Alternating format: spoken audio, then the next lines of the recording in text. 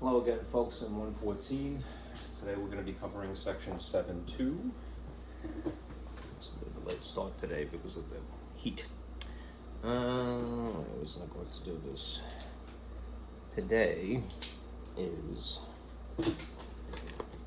Tuesday. So appropriately we are covering section 2. Tuesday, June 8th. Okay. The packet that I have made for you looks like this. There's an overview. There really isn't much to add to this, but if it occurs to me, I will annotate. I'm going to go through this to describe it. This is usages of metric units, vaguely based upon the size of the thing that we're interested in. Then there's a second diagram, which is considering some formulas for area versus formulas for volume, and when it would be appropriate to use certain types of units. In particular for volume, there are options. Sometimes you will see volumes discussed using one-dimensional units like meters, just when they're multiplied cubed, you know, and then there are the units that are for volume to begin with, so you don't need to do that, so something like liters. This down here is going to be very important, especially as you're doing MyLab. These are conversion factors, which I'll give you an example how to use those. This is a model. I think if you had me for 113, you might have seen this before, but I'm going to talk about this again. Very useful. Then there are some information and diagrams and much of the same information. I just swiped it from the book in case you feel more comfortable reading this. And the examples. Okay. With the solutions so that you can look at that. Okay. All right. It's very hot today, so I'm going to try to keep my window open. Please be aware of ambient noises. Forgive them. Be unaware, well, aware, but tolerating ambient noises from outside.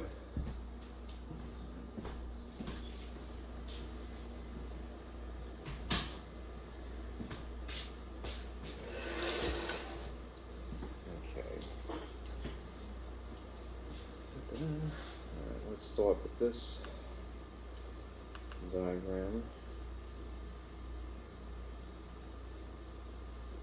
Am I missing anything? Sometimes I forget. No, I think we're all good. Okay. Alright, this is where the overview from last time. Alright, there are metric units, just to reiterate. There are metric units for different physical measurements. In section 7.1, really you were interested in distances which could go by the name of length, side, width, height, depth, whatever you want to call it, but they're all one-dimensional, and they're basically just a distance, a physical distance. All right, the subject for today is section 7.2, capacities. Now what you will see is that there's the unit that is specifically for that purpose of volume, capacity, the liter. Right, I was taught to use a capital L myself, but your textbook has a tendency to use a lowercase l. That's script. Either way. Anyhow, the liter is the dedicated unit for capacity or volume. But in theory, depending upon the circumstances, whether you're dealing with a solid or maybe a liquid, the preference is to opt for cubic meters or some derivative of that, like cubic centimeters or cubic millimeters in theory. All right? So you'll see that if you're talking about a solid or a gas, that is probably the unit. But if you're dealing with capacities or volumes in general, which are liquids, usually, you'll see the liter. Okay. These other two things, again, that are forthcoming, they're not today. These are section 7.3. That's the subject for tomorrow. Okay. Now, what is new here? There are units for different size things as well.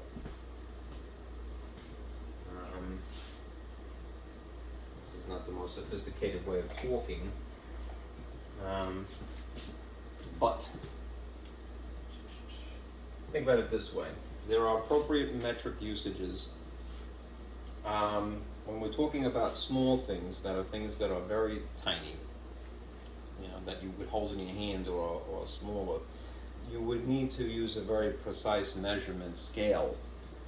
And in that event, you would probably employ the use of millimeters, right? Or if you're talking about volume of a very small amount, like eye drops, milliliters, and if you're talking about something that is on the scale of a vitamin in terms of its mass, then you might be employing milligrams.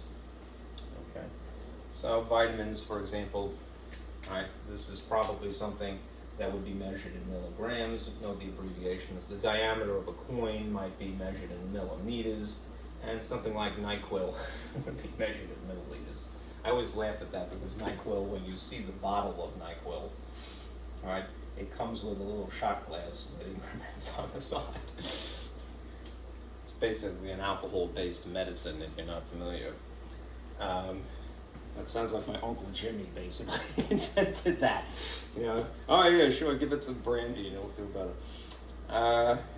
Whatever. The mid-size range of things, which you might call the macroscopic, that is things that are more on the terrestrial level that you can see, like for example, the height of a person, or the volume of bottles of soda, or the mass of an amount of food on a plate.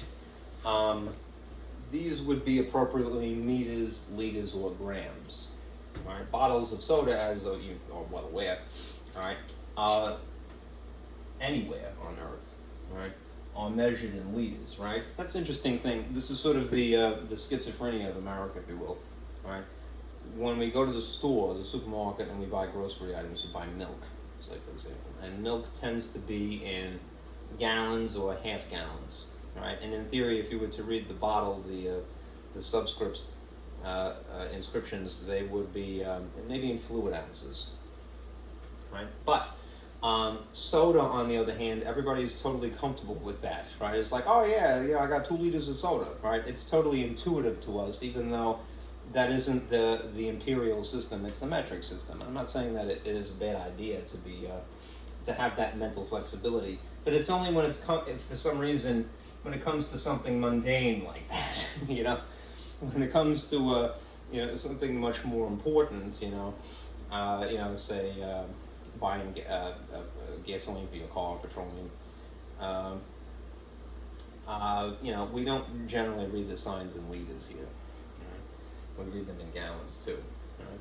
Soda is sort of the substance that, although it's bad for your teeth, all right, that unites us.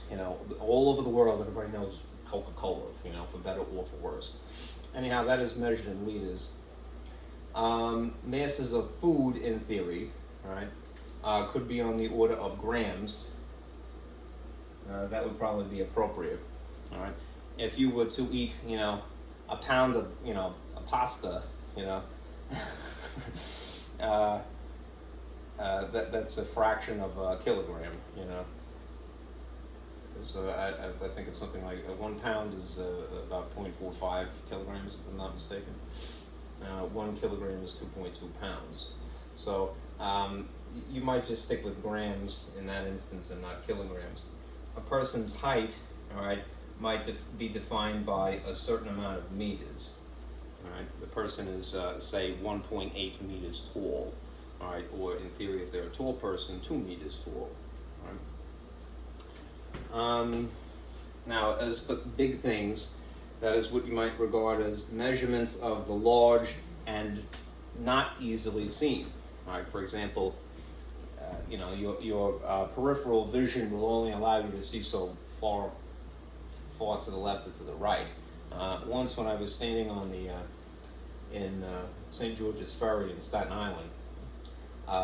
The ships were coming. The freight ships were coming into the port in Bayonne, and rather quickly, I must add. When I was standing there, I had my back to the water, to the harbor, and then all of a sudden, I heard this the horn blow, on the ship, the fog horn, I guess it would be, and I turned around and looked up and I could see nothing but blue, the hull of the ship. You know, I couldn't see the whole thing all at the same time. It was amazing because I was so close to it, really. Anyhow, something like a person's mass, for a different reason, would also be not easily seen. All right, you can't really judge a person's mass by their shape. You know, you'd have to actually measure them on a scale. Anyhow, in this regard, you have these kilo units usually, not exclusively. You'll see square hectometers in a moment. A person's mass would be in kilograms most likely. And again, if I'm not mistaken, 1 kilogram is about 2.2 pounds. Anyhow, vast distances, are not easily seen, and that would be something that you would measure in kilometers, of course. Areas are not quite, they're not one-dimensional. A distance, remember, is one-dimensional, 1D. An area is two-dimensional. And in that instance, what the metric system employs is the square hectometer, or hectometer if you prefer to say it that way. There is an alternative name which is beneath this on the same piece of paper, but let me complete this thought. Industrial liquids, like the kind of thing that are stored in containers at a refinery, most likely measured in kiloliters, things like that. Okay, so in general, not exclusively, I'm sure, when you think milli, think measuring for small things. The base units, meters, liters, and grams, are for mid-sized things, approximately, and for very large things, kilograms. Pardon me, the kilo prefix would be appropriate, with this one exception. All right. So as for square hectometers, let's get into that. A square hectometer is alternatively referred to as a hectare. Now, that might be meaningless to an American. In fact, speaking of real estate units, if you will, for land mass, pardon me, stretches of land. Just if you've heard, in the United States, more likely you've heard this phrase, acres. Right? 1 hectare, which is a square hectometer. HM exponent 2 is two-dimensional because it's an area, is about, squiggle equals 2.5 acres. Right? 1 square mile, which again is an area, not a linear dimension, is about 260 hectares. Right? 1 acre is 1/640th square miles, a fraction, which you can convert to a decimal. It would be something like 0.0015625 square miles. That is if you divide 1 by 640, right? And 1 square kilometer is 4/10ths of a mile, so 0.4. Okay, now this is where you might start to get into the issue of needing to convert Section 7.2 between the imperial system and the metric system, vice versa, right? In that case, a conversion factor would be employed. Now, how do you implement a conversion factor? I believe I broached the subject way back in MAT-114, but if you're not familiar or you didn't have me, let me just give you this rundown here. We write these, even though they're written more or less in the style of an equation, as of the symbol in between, we write these stacked on top of each other, right? So basically in the style of a fraction. A ratio would be more appropriate to say that word, but you know what I mean when I say fraction. An obvious top, a line, and an obvious bottom, right? The beauty of this is that you can switch the unit that is on top and on bottom at your convenience. So for example, if you were to take this basic conversion factor, 1 hectare to 2.5 acres, right? One way of writing that would be with the 1 hectare above the line and the 2.5 acres below it. So oriented this way, 1 on top, 2.5 underneath, or exactly that upside down. So 2.5 acres over 1 hectare, right? Why do we do that? Well, if you have something in the style of a fraction, it makes doing the calculations by hand, or even if you're just setting them up for your calculator to do the work, that much easier, believe it or not, right? And here's why. Let me segue into that. Here is a model that I think is useful if you're trying to convert between units, right? Whatever the situation. I wouldn't use this when you're just converting between millimeters and centimeters. If you're sticking with the same physical measurement in the same system, so just metric, then just move your decimal point and don't worry about it. You know? If, however, you have to convert between different physical measurements, say something that is one-dimensional to something that is three-dimensional, then you might employ this, right? It's going to be, this is really the subject of section 7.4, all right, but as a preview. Let's say that you are given something like you have 3 acres, and you want to convert that to so many hectares, right? Remember, acres are basically an area of land, and hectares are also an area of land.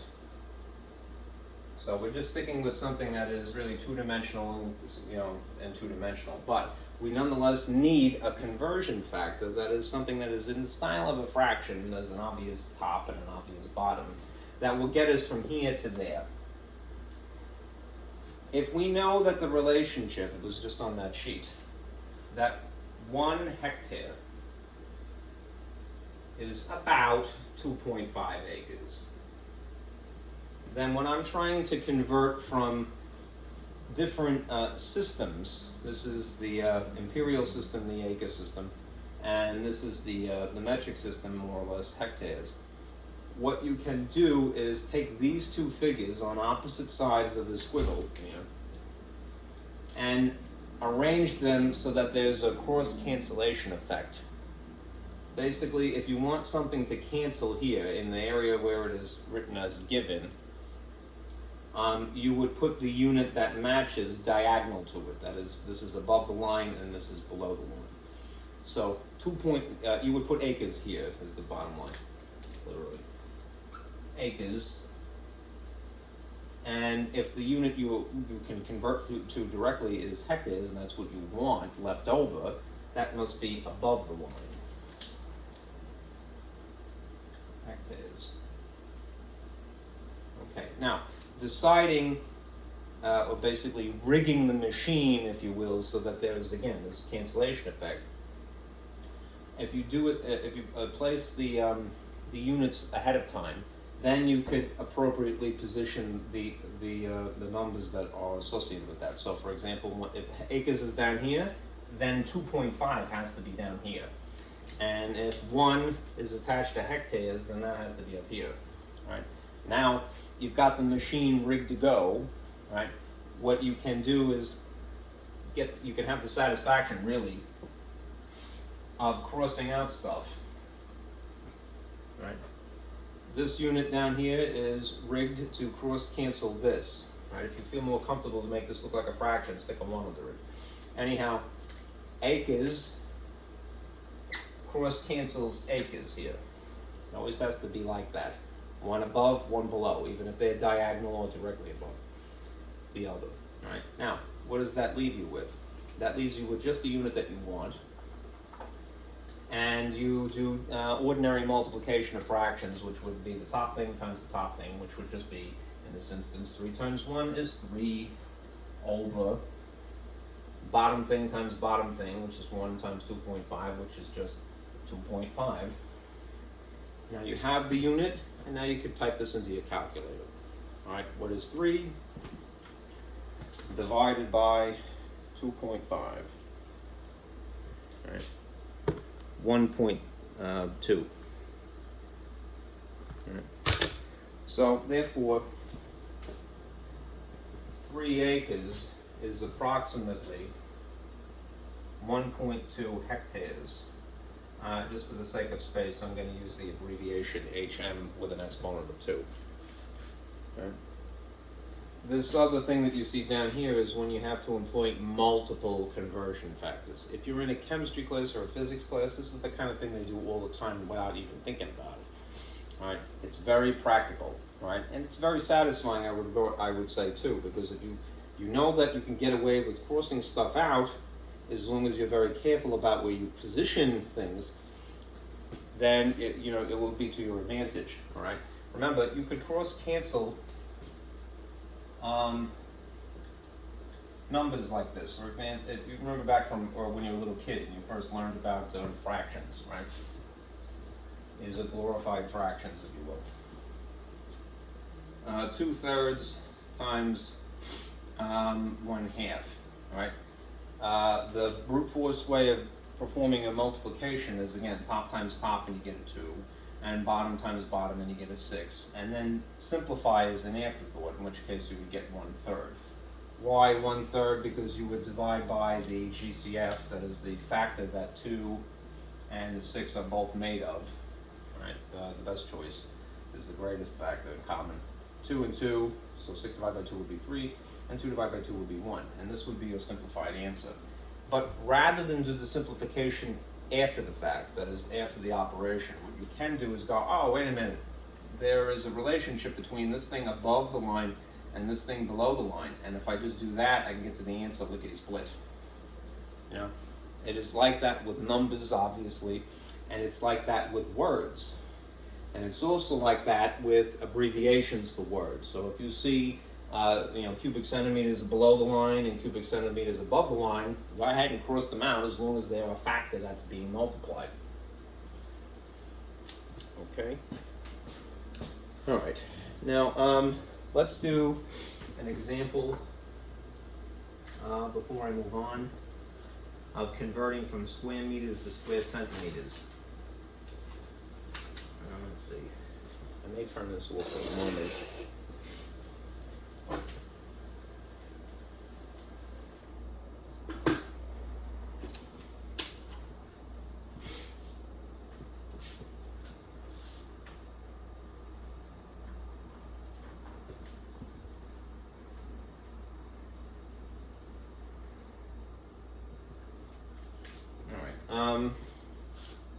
I believe this is one of the earlier examples here in the packet. It doesn't really matter, but I want to make sure that you're clear about this, because it can get a little confusing. Yeah, it's example 3, basically. All right, now, if in essence you have to convert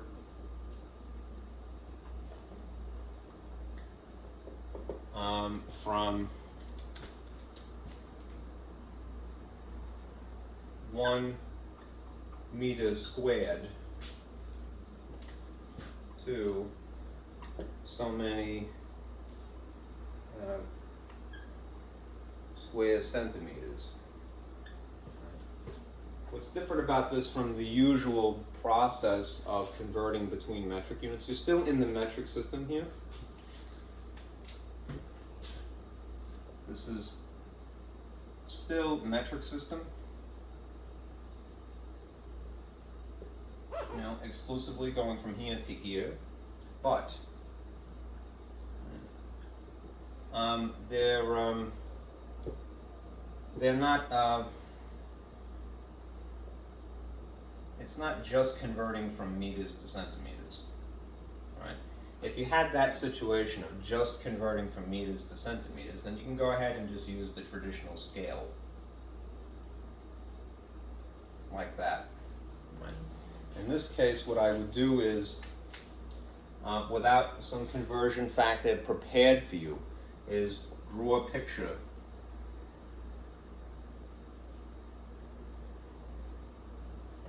The way that they've written this is not even the way that I've written it concisely. What they did was they wrote, I'll convert, that the question was, how many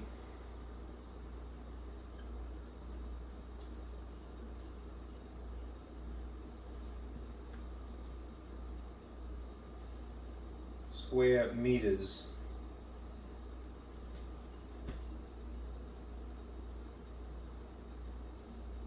or rather, sorry, a square meter is how many times larger than a square centimeter. That's how the question is phrased in example, technically it's example 3 on the sheet. Alright, again, what I would do is draw a simple picture. Alright, it's very literal. Alright, if we're talking about a square, draw a square.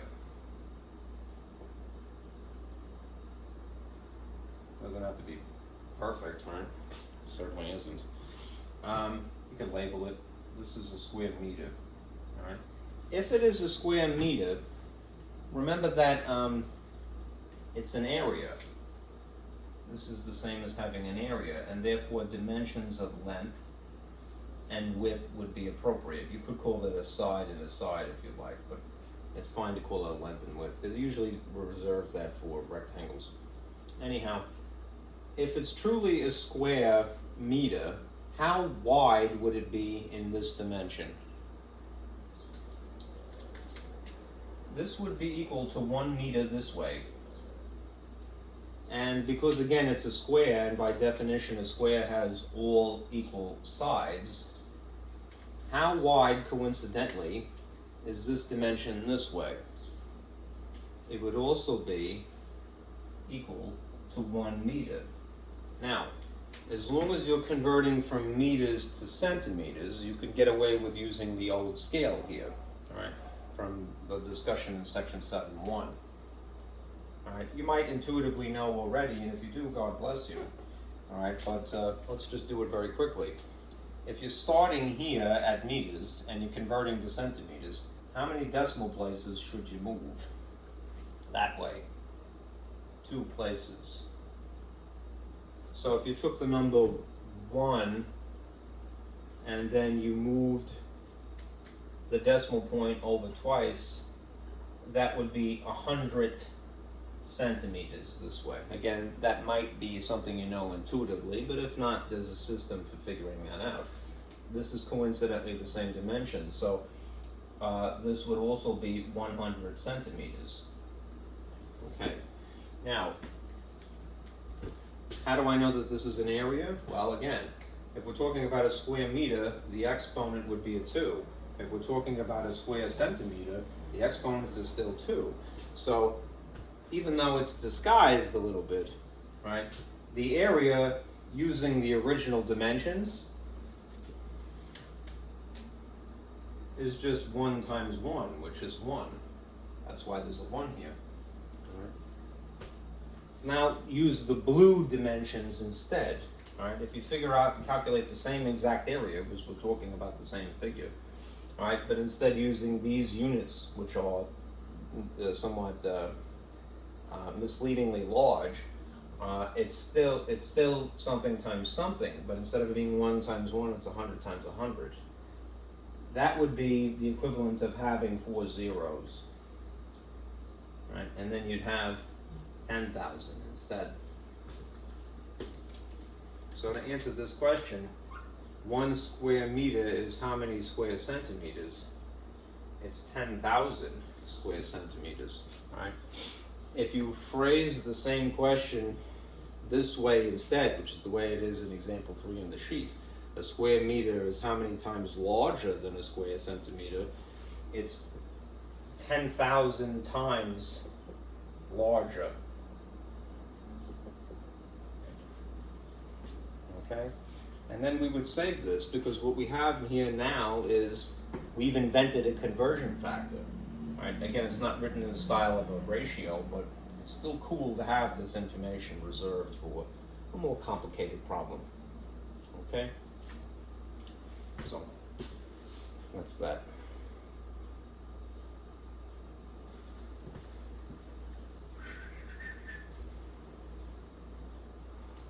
All right. let's get into the subject of area and volume, and in that event, let me turn this back on.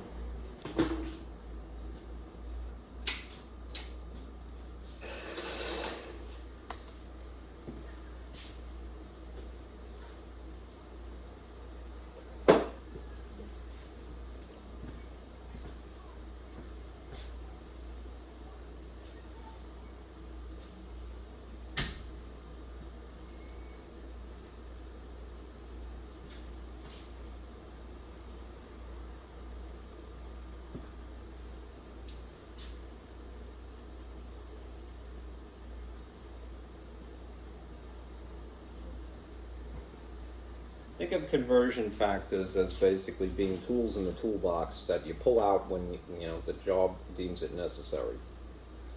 All right, now here's that other diagram to summarize. All right. A couple of things. There's always terminology, right? An area, again, is a two-dimensional measurement, so you could usually tell that you have an area. The telltale sign of an area is when you see a unit that has an exponent of 2. Right.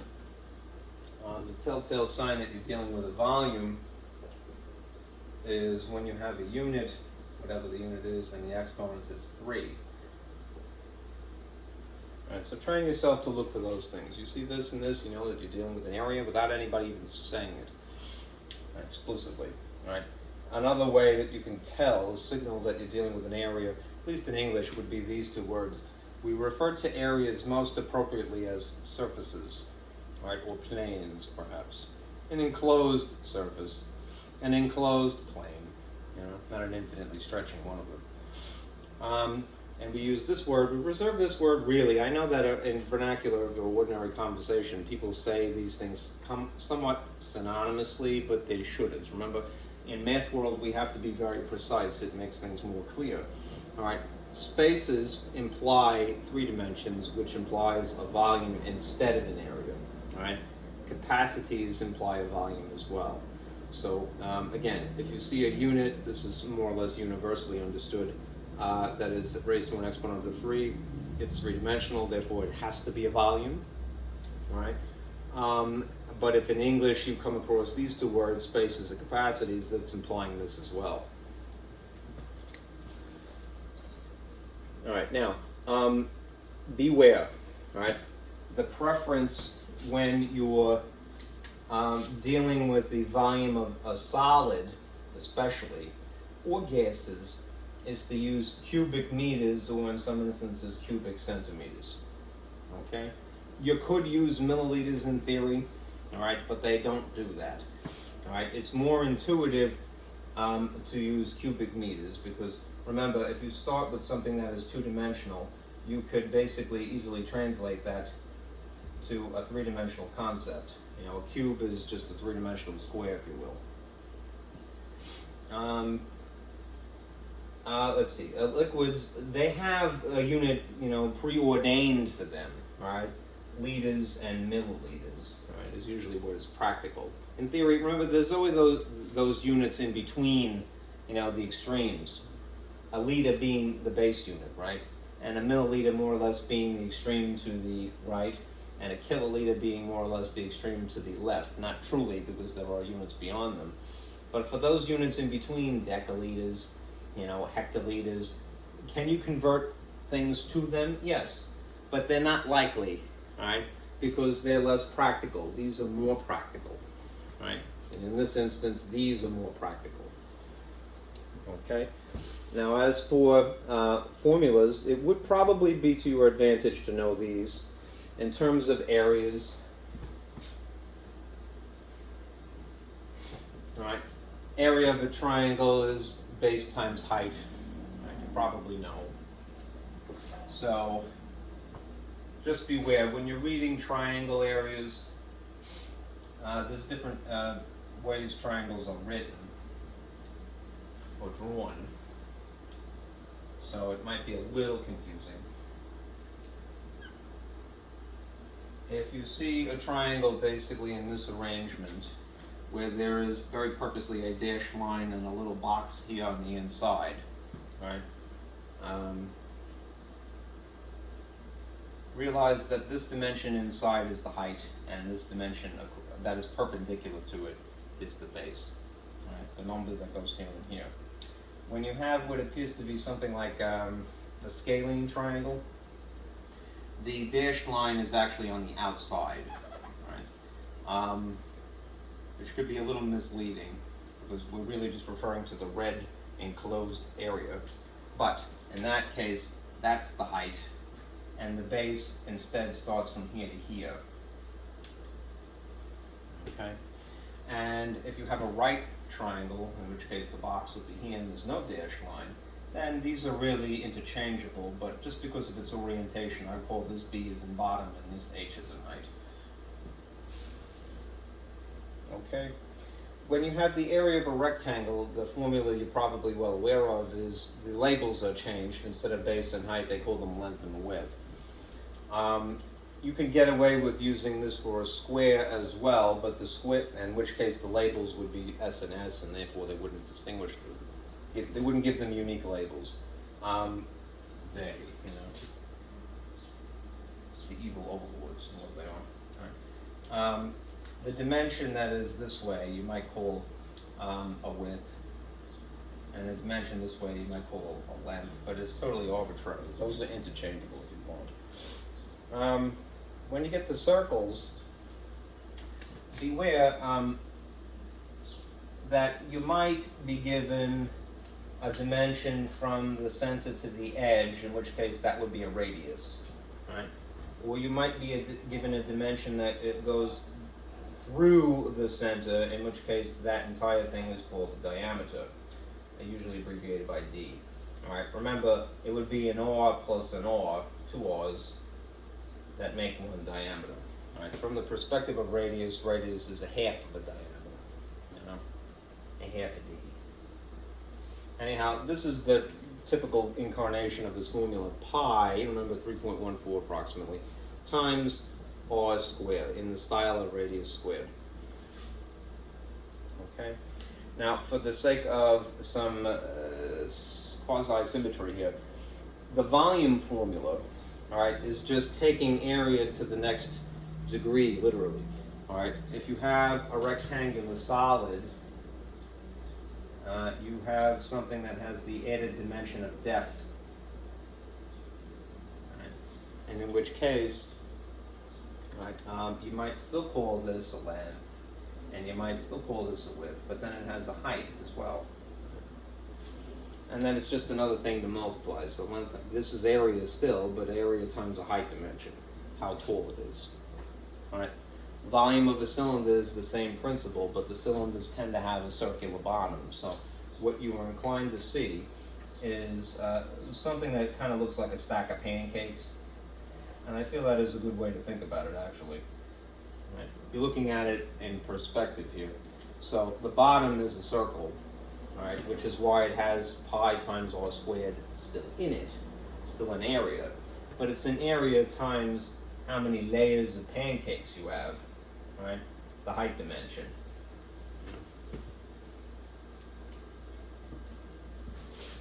Okay, to give it some thickness. All right, there's more conversion factors to consider. These which you see here are very practical. It turns out, and this is for the reason of scientific definition of a liter, a milliliter, a cubic centimeter, you can convert, you could treat this as a conversion factor unto itself, all right? Or you can treat this as a conversion factor if you'd like. Right? I know that there are three things in sequence here, but you use two at a time to make a fraction, right? Because fractions have a top and a bottom, two parts. All right? 1 milliliter is equivalent to 1 cubic centimeter. All right? This is the alternative name for this alternative abbreviation for cubic centimeter. It's CC. All right? If you've ever watched any of those, doctor shows, right? I'm talking about dramatizations like I don't know, ER, or if that's even still around. or saying elsewhere, some medical program, right? You always see that, like, the medical staff, right, wandering around going, I want 12 cc stat, right? And what are they talking about? Cc's is cubic centimeters, which is really an amount of fluid, all right, of whatever, medication they're administering, all right? If you change the magnitude, basically, from milliliters to liters, this would be the appropriate relationship. 1 liter is 1 decimeter cubed. All right. This information is in the packet still. So if you look here, it's basically the same story. All right. 1 cubic decimeter is 1 liter. All right. 1 cubic centimeter is 1 milliliter. All right. And similarly, 1 cubic meter is 1 kiloliter, apparently. I really should have added that.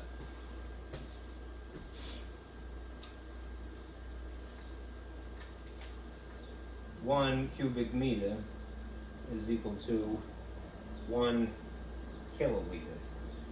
Okay? So you have the extremes, milli and kilo, and the base unit. Okay? That's nice to have those conversion factors, because sometimes you get questions that are given to you purposely out of whack, and you will be able to convert to whatever they ask you.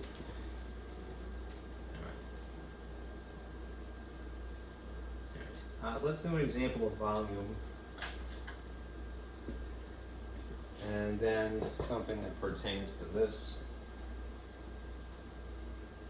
And I'll probably knock it off for today. Let's see, where did I steal this from? This area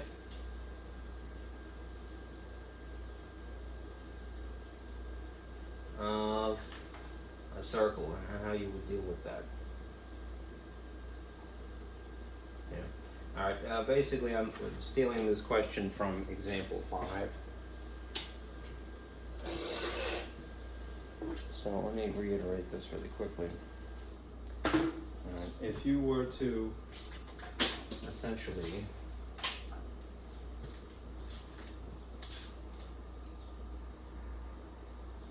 find the area of a circle,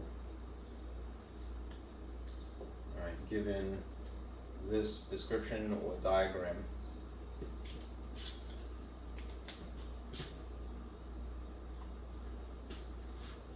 it's very faint, forgive me,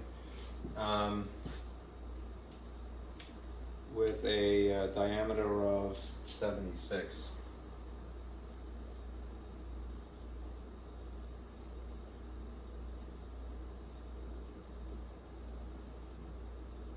Centimeters. All right. We would choose the appropriate formula, right? The area specifically of the circle, because of the nature of the drawing. I mentioned a diameter, you're talking about a circle. And I'm going to put this in green on purpose because it tends to be faint. Pi times radius squared. We would have to adapt it. And the real purpose of my mentioning this question at all is that I want to kind of encourage you to get in the habit of keeping this symbol as long as you possibly can. Try to keep the pi symbol for dead last.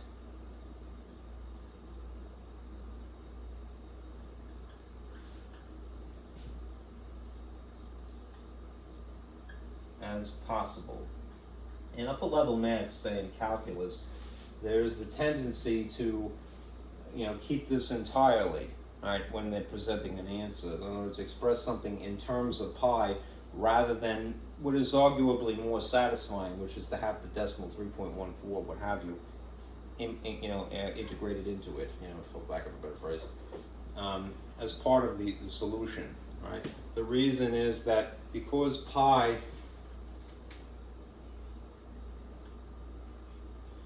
is irrational, all right? It is infinitely stretching.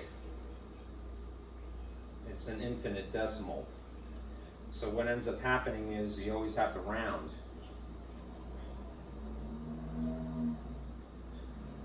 what happens when you round as part of a calculation, you're not really getting the exact answer, which is not really good in math world. We want accuracy, right, if we can help it. Now you could use a decimal of greater and greater precision. That is really all that your calculator is doing. If you have the appropriate calculator for this class, it comes with a pi button. And as you can see as I turn this on here, all right, pressing pi can give you, sorry for the glare, quite a high degree of precision. It goes all the way, I think it's 10 decimal places, all right? And you will end up doing this, all right? But you want to reserve the actual implementation of that decimal, the dead last, all right? Whenever you're making your calculator do something that involves an irrational number. Why? Because you want to round one time at most, and not several times intermittently. You get something called round-off areas. So we're going to keep the pi symbol as long as possible to avoid round-off error. Right? A less and less reliable solution, if you will. Okay? So, as for this figure, this is a diameter, but we need a radius. And we know the relationship is that a diameter is 2 radii. Right? Or we could say from the perspective of radius that a radius is half of a diameter. So we would have to take this and cut it in 2. Right? What is 76 divided by 2? 2 goes into 7 roughly 3 times with 1 left over. 2 goes into 16 exactly 8 times. So the figure that we would implement into the formula, insert here, would be 38. Again, get in the habit also of putting a little parentheses even if there isn't one there, because if there was a negative, and there isn't in this case, you want to make sure that the exponent affects not just the digit but also the sign. Right? Now, because you are dealing with just this half of the formula, this is an expression, and therefore the rules that we conform to are the order of operations. Right? Which means that when given the choice between regular ordinary multiplication and the sort of amped up version of multiplication, which is exponents, we really must focus on this first. Do the squaring first. Right? What I would do if you're going to use a calculator, and I would encourage you to do that, especially in this case with pi, is this. Arrange it, in other words, write it in the order that you're going to enter it, that is, to type it. So, in other words, prepare yourself for how you're going to enter this. Since this has to come first, put this first there, right? And then you will press the pi button last, right? So what do you see? All right. Put a parentheses, enter 38.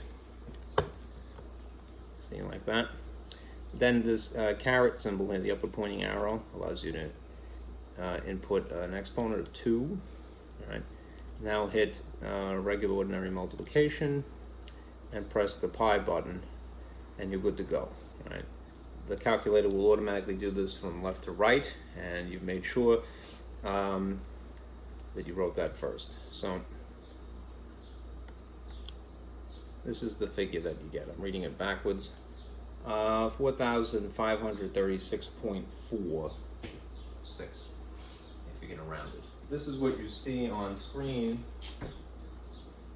4,536.459, and then there's some other stuff after it. All right. If they specify, as they often do, you might want to round this to a certain place here. They didn't really seem to do that in this case. Approximately that. All right, I'm going to round this somewhat arbitrarily to 2 decimal places. All right? Which means based upon 9 here, I'm going to change this to 4,536.46. If the unit is centimeters, then the area would have to be centimeters squared. And this would be a good, reasonable answer. Right? Notice that we only rounded one time. We didn't, in more complicated problems, you have to, again, intentionally rig it so that you end up basically implementing this last. Right? Whenever you have an irrational number, like square root of 2 even in theory. Okay?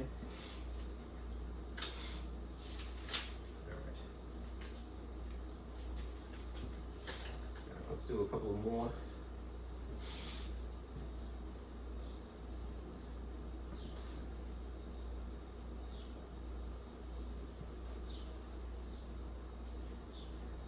The blue is sticky today.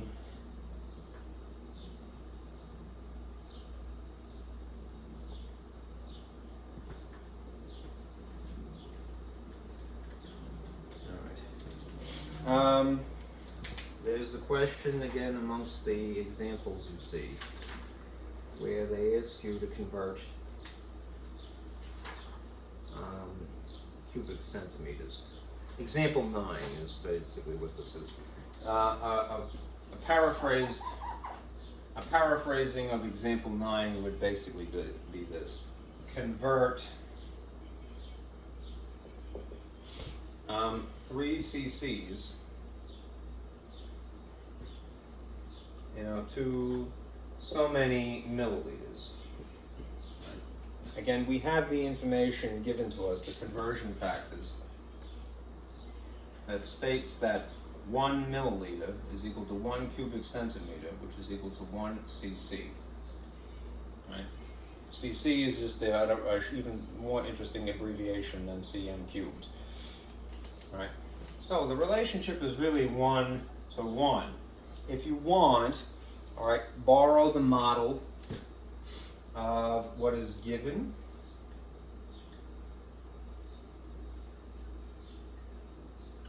Times the appropriate orientation of the conversion factor. And that will spit out what you want. Okay? So in this instance, you're given 3 cc's. All right, let's just borrow that and put that here. 3 cc, I'll make it look like a fraction by sticking a 1 under it. If what I want is milliliters, I'm just going to fill the void with question mark ml for the moment. Right? I have to rig the conversion factor so that there is a cross cancellation. I want to facilitate that. So if cc's is above the line here and I want that to go away, then cc's would have to be down here. If I have a direct conversion factor between these two, and I do, this is milliliters, then milliliters would be up here. Okay.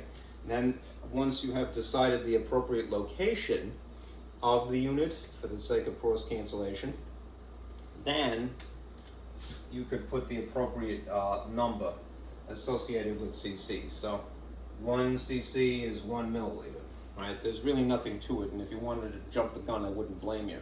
But just to get in the habit of rigging the machine, now you get the satisfaction of doing this, and you're certain that you're correct. This unit cross cancels this unit, right? Then we do ordinary fraction multiplication. Brute force top times top gives you a 3. Brute force bottom times bottom gives you a 1. 3 over 1 is just more simplified as 3 milliliters. Right? And you're certain that that is correct. Okay? If you had something uglier than that, all right, it's the same principle, all right? And you might end up having several conversion factors. Right? This is just to get your feet wet. Okay?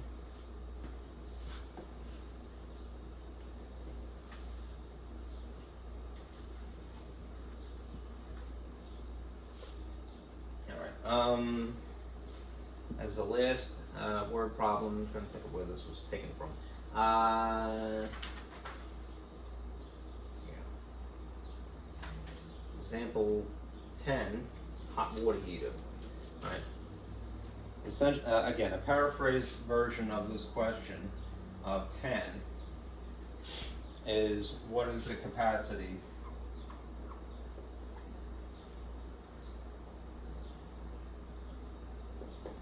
in liters. Again, I'm spelling it the American way, E-R-S. They give you a picture that looks like this. This is meant to be a hot water heater, so perhaps I should make it red.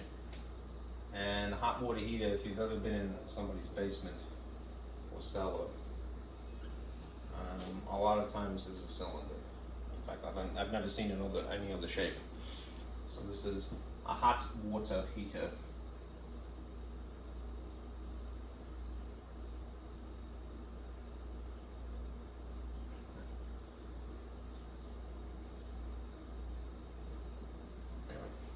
A right circular cylinder, if you want to be very precise. The dimensions in the picture are such that the height of the device is 148 centimeters. And the diameter, the radius, looking at it in perspective here, so at an angle, the radius is equal to 50 centimeters. Basically, as long as you have the volume formula on hand, you're good to calculate a volume for this. Right?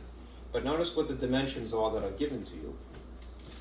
They're given to you in centimeters. So your volume is going to be calculated in centimeters first. Okay? All right, so let's borrow the formula. I'm going to write this again in green just because it's a little bit fainter on purpose. There's the area of one layer, if you will. And that is the bottom circle here. And then times the height to make it a stack of pancakes, if you will. All right. So many layers of pancakes to make it a real three-dimensional thing. All right. So input the figures as you see them, 50 and 148, in the appropriate places. All right, and the unit would be appropriate too, but if you want to, and as long as you're certain that the units are the same, you don't really have to worry about that until later. All right, 50 would go here for radius, and 148 would go here for height. All right, again, when confronted with a formula that is already arranged to solve for what we're looking for, a volume, because the capacity is a volume. We could rewrite this in the way that we're going to type it. It's just multiplication, so it's going to be 50 squared, and then 148, and then eventually pi, right? I know that this shows up first in the formula, but if you're doing this with a calculator, you really want to press the pi button last, right, if you can help it. All right. Then follow the order of operations. If you want to do a little bit of it ahead of time, there's no sin in that. Just be very careful. If you have the choice between ordinary multiplication and a more sophisticated form of multiplication that is exponents, then you really must do that first anyhow. All right. 5 squared is 25, with 2 extra zeros is 2500. Yeah. So you could go that far, all right? If you're adventurous, you could do the actual multiplication here, all right? Again, if you want the ultra accurate or as accurate as possible solution, you want to use a high precision version of this pi, which is what you really would get with your calculator. Okay. Anyhow, I'm going to spare myself a little bit of trouble and enter this as you see it here. All right, so 2500, turn it on for a second, okay, times 148 times pi. All right, that's as adventurous as I'm feeling right now. All right, for that, okay, then hit enter, and there you have it.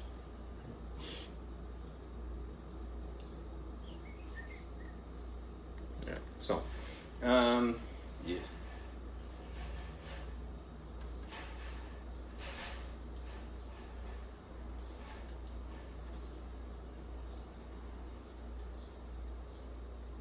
Okay. So what you would see is this. To start with. on your screen you'll have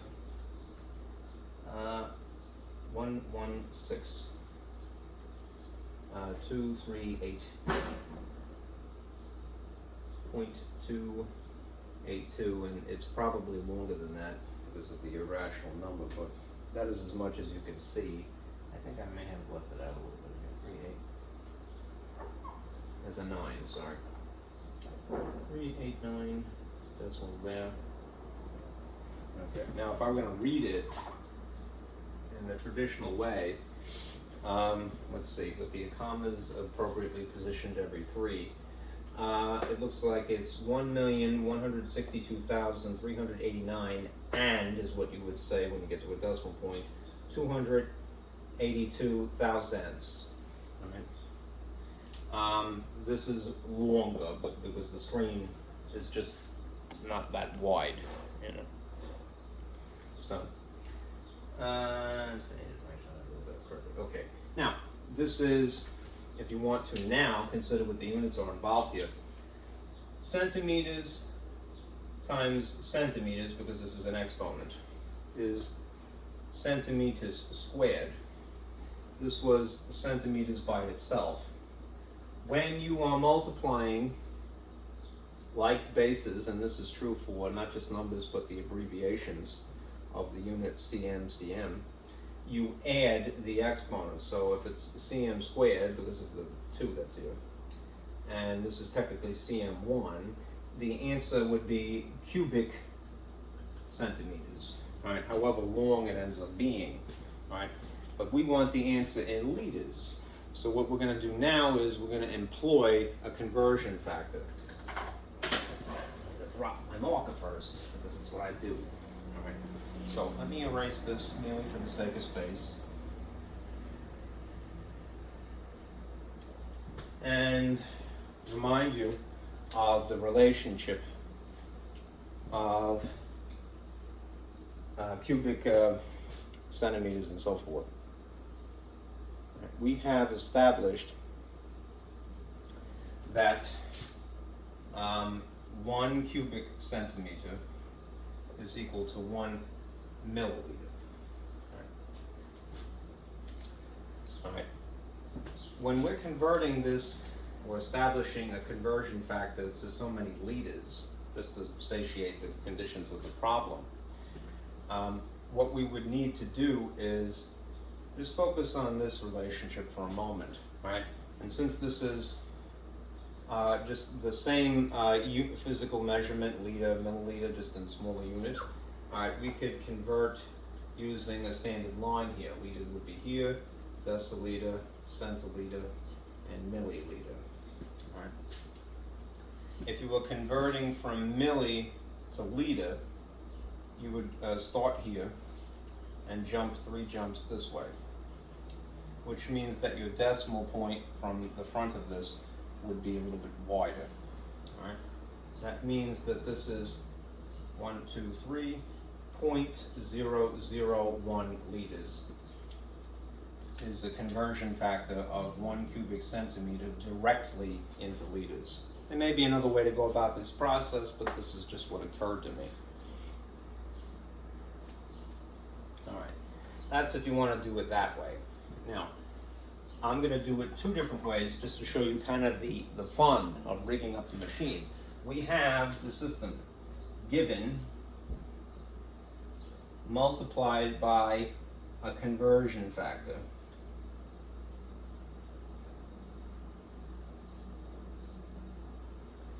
And if I'm just sticking with this, because it's all that I know, I would have to implement a second conversion factor.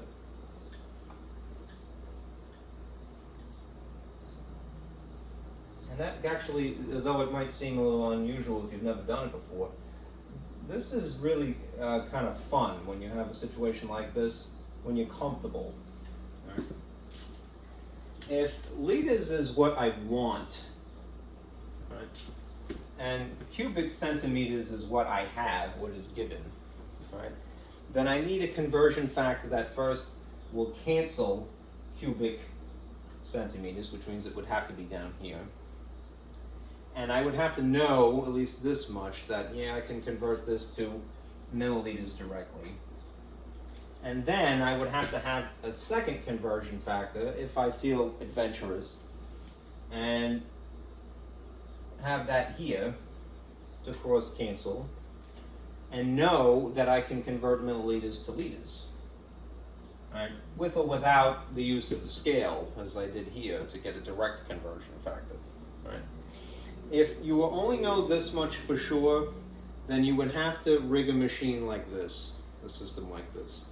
If you are comfortable enough that you go, all right, well, I can convert milliliters to liters, they're one dimension to one dimension, using a scale, or I just know to move through spaces, then I could contrive a conversion factor that is in fact a direct conversion factor. This is direct, one step, versus, as I'm rigging it here, two steps. Either way is fine. All right, the figure that we have, I'm just going to write this 1,162 289.3, just around it at this point. And cubic centimeters to milliliters is 1 to 1, so that's not going to change anything really except the unit. And then there's this relationship, right? This may take a little bit more thinking. 1 liter is how many milliliters, right? It's a magnitude of 1,000 different, right? Just like 1 meter is 100 centimeters, and in theory 1,000 millimeters, if you were going to look at it that way. The relationship of liters to milliliters is 1 to 1,000.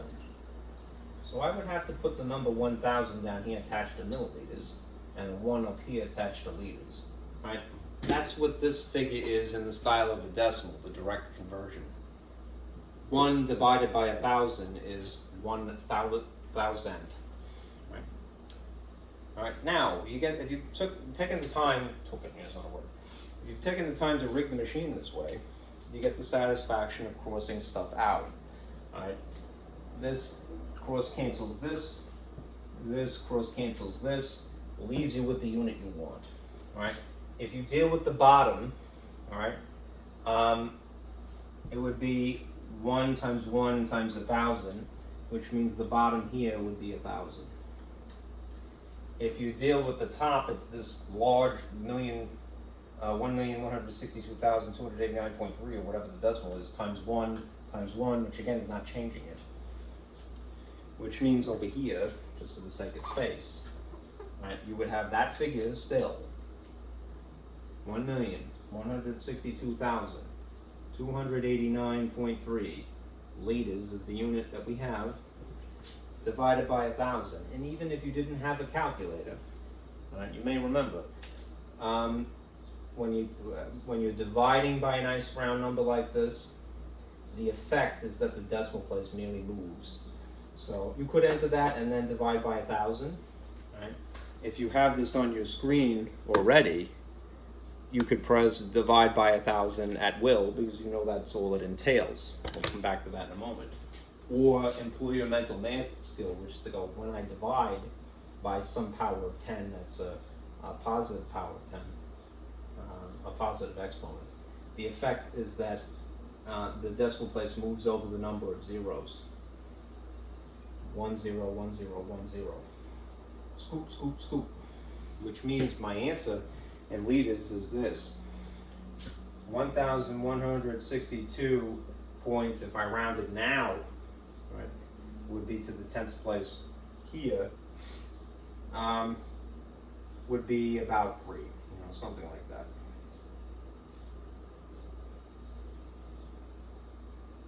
All right, if it's 2.8, it's about 3, right, liters. Okay, now if you're wondering, as you look at the solution here that is available, for example 10, and they get the figure rounded as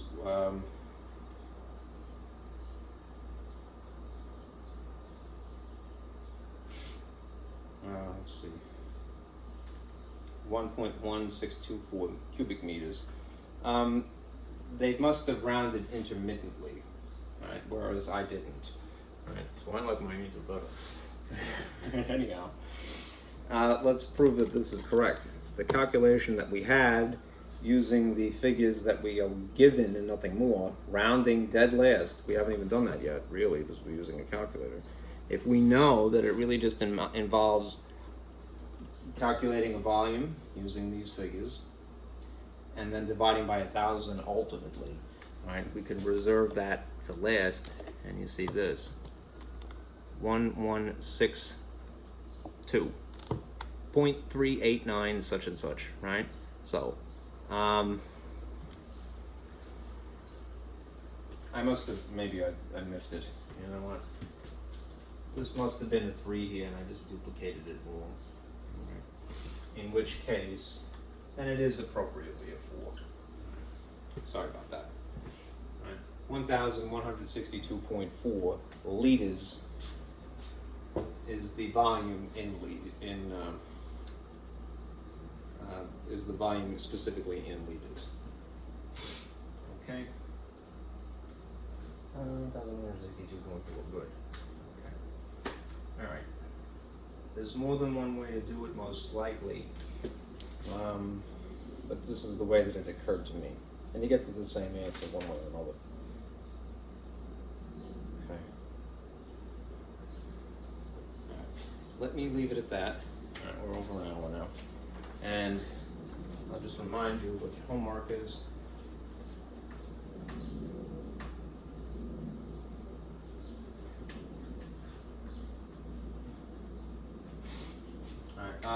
If you're following the schedule for homework, we just covered section 7.2. So do section 7.2 in my lab, and everything is fair and square.